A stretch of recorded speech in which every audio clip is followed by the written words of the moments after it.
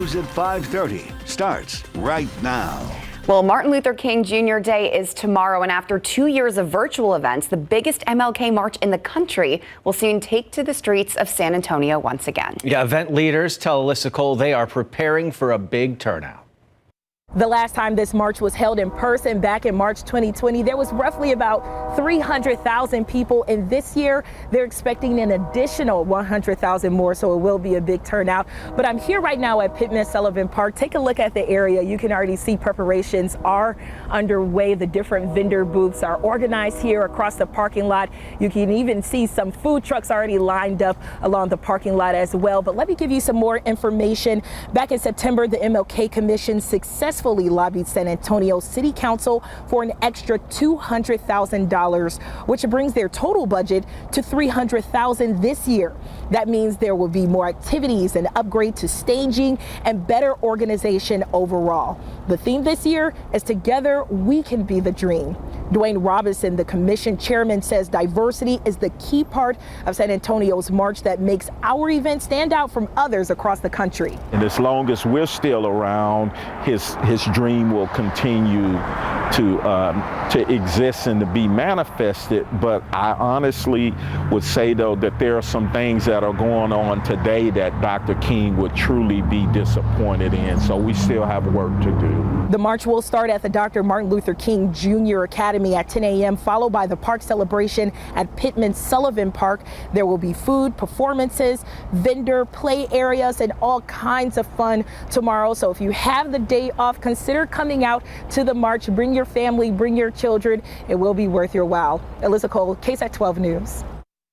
All right, another event honoring Dr. Martin Luther King Jr. returned to in-person participation today, the Young Men's Leadership Academy 5K. The annual event, organized by school parents, was held this morning at MLK Park. More than 600 people laced up their shoes to run the course. This is the 7th year for the event that serves as a school fundraiser and also helps promote the annual MLK March, which, as we just learned, is happening tomorrow. The YMLA principal says today's crowd is an example of people coming together for a common goal. It's really all about community and coming together to support the young men of the Young Men's Leadership Academy and to get behind things that people believe in. So to do this in the honor of Martin Luther King, it really speaks to the community values. And so I'm proud to be a part of that. Organizers are calling today's event a big success. They say they were able to raise $10,000 for the school. And this afternoon, the community was invited out to Dr. Martin Luther King Plaza for an annual event leading up to the big march. There was a huge turnout for the annual wreath laying ceremony at the monument located at East Houston and North New Braunfels streets. The San Antonio Martin Luther King Jr. Commission hosted that ceremony. One of the people that was on that program included a judge from Montgomery, Alabama, who says he's very impressed with San Antonio's mission to honor Dr. King. I think this is a great event to commemorate Dr. King and his legacy and the dream, and hopefully keep us moving towards the dream and making it a reality for everybody. Judge Williams says he thinks San Antonio's commemoration may even rival the celebrations held in Montgomery, the birthplace of civil rights. Some overnight news now. EMS rushes a woman to the hospital with life-threatening injuries after her car is T-boned by a Jeep. The crash happened this morning just before 11 in the 15,200 block of Vance Jackson near Presidio Parkway. San Antonio police say the woman was pulling out of an apartment complex in a blue Mustang. According to officers, the driver of the Jeep did not see the Mustang and crashed into it. The driver and passenger in the Jeep were treated for minor injuries at the scene. A woman wanted in robbery cases in 2 different jurisdictions is now in custody tonight, thanks in part to a Sprite bottle. 23-year-old Arshia Tubbs was arrested and charged with aggravated robbery. She's accused of using a gun to rob a Walgreens in San Antonio and then another place in Schertz last summer. Investigators linked Tubbs to the crimes using surveillance photos, which showed her wearing the same clothes in both robberies. Police say during the robbery in Schertz, she touched a Sprite bottle, leaving her print behind. SAPD was able to use that evidence to identify Tubbs as the suspect. Her bond now set at $6,000. A large construction project in the Alta Vista neighborhood is impacting a local convenience store. And today, in a last-ditch effort, the owner is hosting a fundraiser to raise enough money to hopefully make ends meet. Yeah, Lee Waldman joins us live from the Oscar de la Tienda convenience store. Lee, this is an event that's a Hail Mary to keep the doors open. It really is, and they have a lot out here. We have some musicians, we have artists, there's lots of food and fun.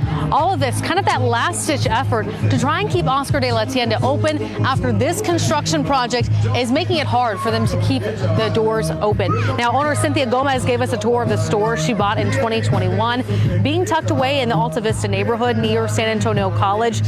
She says they rely heavily on that foot traffic, but the construction extending along Flores down Russell Place has made that nearly non-existent. Recently, the city of San Antonio approved allocating over $2 million of Federal American Rescue Plan Act funds for qualifying businesses impacted by construction. But Gomez says her store doesn't qualify. For federal monies that are tied to COVID grants, and because we were not open in 2020 or 2019, we don't qualify for that either. We opened in the last quarter of 2021. According to Public Works, this project is to improve roads and the drainage system, and it's slated to be completed in the summertime. Now, Gomez doesn't know if her business will make it that long. That's why they're hosting this massive benefit. They're going to be here tonight until 10:30 p.m. So you have time to support a local business and see some local artists. Now, tonight in the Night Beat, we're going to talk to some neighbors. Let's show you this construction one more time, who are being severely impacted by this construction project. They said it's affecting their day-to-day lives. Reporting live, Lee Waldman, KSAT 12 News. We hope that event works out for her. Thanks so much, Lee. We'll see you later. And today's top story worldwide, a deadly plane crash in Nepal. At least 68 people were killed after a Yeti Airlines plane carrying 72 people crashed this morning in a town popular with tourists. Most of the passengers were from Nepal, and though the plane was carrying foreigners, no Americans were on board. ABC's Lama Hassan shares what's been learned so far in the very early stages of the investigation. Dramatic video showing Yeti Airlines Flight 691 coming into land, quickly swerving to the left and then crashing in a river gorge. The plane bursting into flames, witnesses calling emergency services after hearing the explosion. Crowds of people looking on as hundreds of rescue workers comb the wreckage, searching for signs of any survivors. The 15-year-old twin-engine turboprop was en route from the capital Kathmandu to Pokhara, a tourist town just 25 minutes away. We heard a loud thunder and reached our terrace to see what had happened, this witness said. We saw a lot of smoke and realized it was an airline crash, and we rushed to the site. The aircraft was reportedly equipped with an old transponder and with unreliable data. It's unclear what caused the accident. Following the crash, Yeti Airlines cancelled all of its flights on Monday, and Nepal's Prime Minister declared Monday a national day of mourning. All of Nepal's air carriers, including Yeti, are banned from operating within the European Union because of safety concerns. Nepalese officials say Sunday's crash is the deadliest in the country since 1992. Lama Hassan, ABC News, London. The news at 5:30 continues right after this.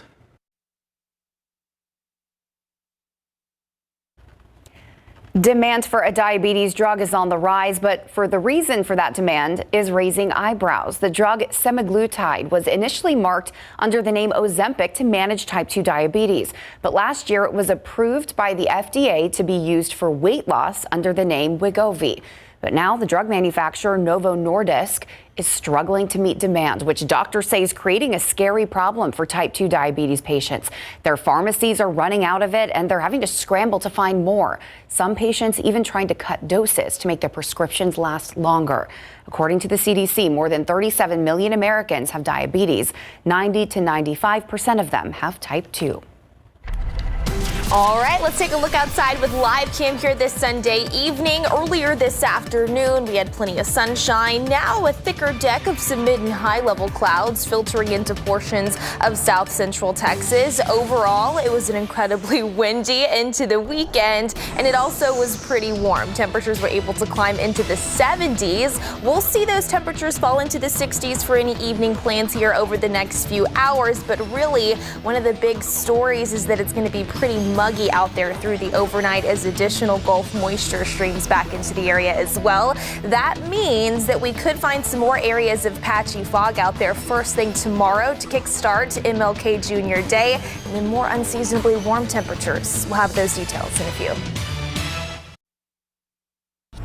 All right, I want to get you out to some breaking news. An apartment fire in the 1800 block of Hural over on the west side. Here's some live pictures right now from our crew on the scene. Yeah, you still can see some smoke coming out of the roof there. This is a west side apartment complex. 33 units were once there, and there was fire spitting through the roof, we were told, when crews got to the scene. We were told there may have been a fire on the second floor, but we have yet to confirm that. But what we do know is that there are still crews on scene putting out some of these hot spots, but those flames have since disappeared. Yeah, obviously, no flames there.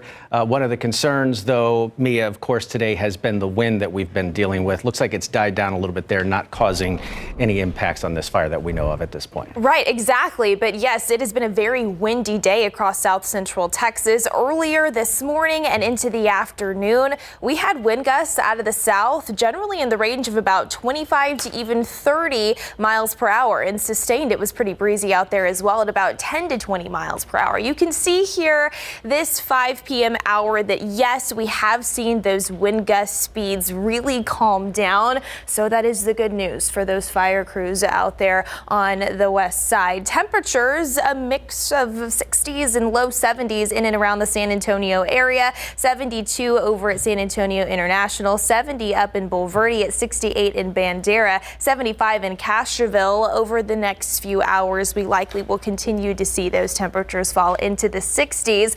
A look outside with live cam. We've had a deck of mid and high level clouds filter into San Antonio. That could be interesting, especially when it comes to the ISS flyover that we have here happening in about 45 minutes. Visibility starts at 6:27 p.m. It's going to rise about 10 degrees above the south-southwest horizon. Visible for about 7 minutes. It disappears 10 degrees above the northeast horizon. Max height of about 53 degrees. So again, wouldn't hurt to go out and see if you can catch a glimpse of the International Space Station, but we'll need to monitor those mid and high level clouds to see if that will continue to obstruct our viewing here in the next 45 minutes. But because we still do have more of that moisture filtering back in, it's just a little bit more muggy out there. Dew points right now compared to where we were this time yesterday, about 25 to even 30 degrees higher, which just essentially means that you can feel that more as you do step outdoors. And as those winds continue to calm later tonight and through the overnight hours, with that Gulf moisture pumping back in, it is possible that we find some areas of patchy fog to kickstart our Martin Luther King Jr. Day. Temperature-wise, also more muggy. We'll start off in the 50s and low 60s as we head into the afternoon hours. Some of that cloud cover breaks up. I think we'll find a bit more sunshine. Daytime highs topping off in the upper 70s and low 80s. So just a little bit warmer, much warmer than where we should be for this time of year. Tomorrow afternoon, what we will look to find, though, is a weak boundary that'll move into at least parts of the area, try and bring in some additional drier air. Still, though, plenty warm Tuesday and into Wednesday, but Wednesdays when we'll monitor for that next cool front to move through. Maybe a few isolated showers still possible with that one, guys. A little bit of a roller coaster this week. I know, it really has been. We're hoping for the rain, though. That's all that matters right now. Right. Yes. Thank you, Mia. All right, Larry is not here tonight. He's on the road heading up to Dallas, where there's apparently a big game happening there. He's not heading to Dallas. He is heading to Tampa, Raymond James Stadium. That's where the Cowboys are, because they're about to play a playoff game right here at KSAT 12 on Monday night. We come back, we'll hear from Dak Prescott and Tom Brady and Larry himself about the matchup. Plus, the Reagan boys basketball team is on a roll, and they're in control of District 28 6A. Got that, too, next.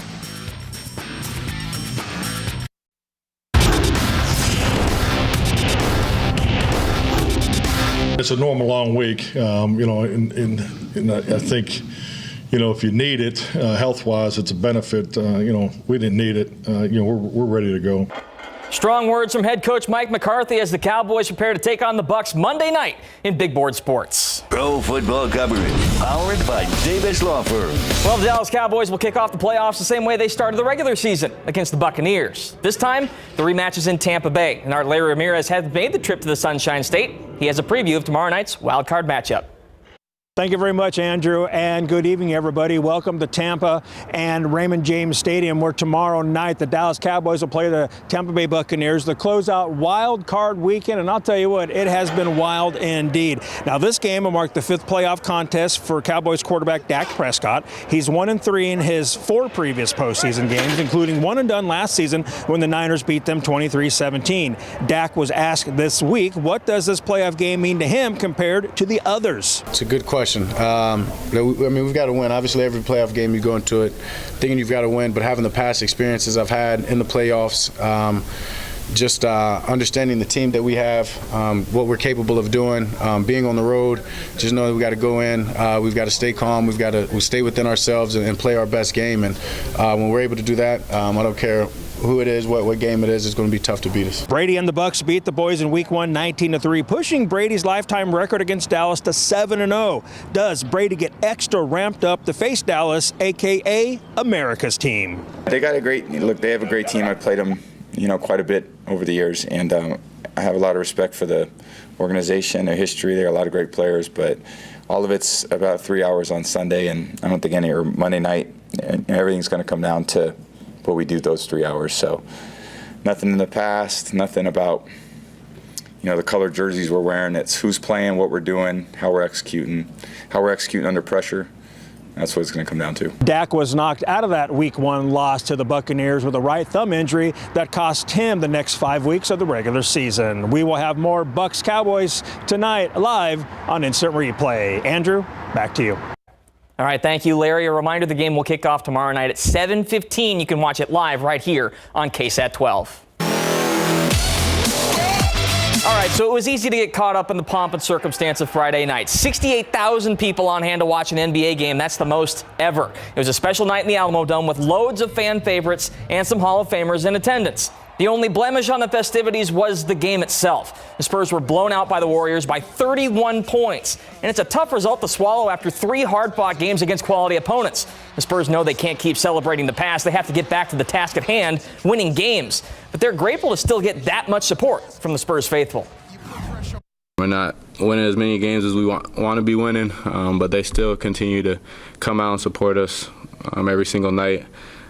They came out and helped us set a record tonight even, and so I can't say thank you to the city enough. Super emotional, and it was very cool, and it was definitely bigger than basketball. I think it was more for the community, a celebration of this organization and what it's gone through, and so we just need to put this one aside. We had a great time tonight, but it's time to move on and get ready for the Kings. Spurs will take on the Kings in just a matter of moments. Back at the AT&T Center, we'll have highlights and reaction tonight on Instant Replay. The Reagan boys basketball team picked up a huge win Friday night against Brandeis. The Rattlers got 26 points from senior Luke Price and 24 points from Aiden Richard and used some key surges to defeat the Broncos 74-67. Reagan is now 8-0 in District 28 6A play and has won 15 straight games since December 1st. How do they feel now that they've taken control of the district standings?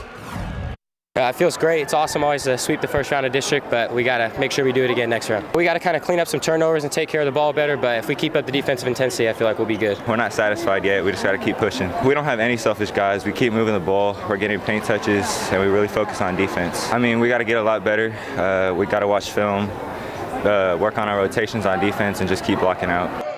Reagan returns to action this Wednesday against Clark at Littleton Gym at 6:30 p.m. And I'm telling you what, a lot of these district races starting to turn the page for the second half of district. These will come down to the wire. Brandeis will get another crack at Reagan. We'll see how that one shapes up at the end of the year. Looking exciting already. Thank you, Andrew. You got it. We'll be right back. All right, here's another preview of our MLK Junior Day tomorrow. Starts off in the 50s and low 60s, also less wind than what we saw out there today with some areas of patchy fog. Then that low-level cloud cover breaks up a bit more into the afternoon, leading way to some more sunshine. Look at those afternoon temperatures, much warmer than where we should be for this time of year. For context, our average high is in the low 60s. We're topping off near 80 degrees tomorrow afternoon. More of the same into our Tuesday, and then Wednesday is when that next week cool front arrives. Could spark a few isolated showers, especially east of San Antonio. And then after that, drier air filters in. Lows in the 40s, followed by highs near about 70, guys. It's really perfect for the march tomorrow. Yeah, great weather for that.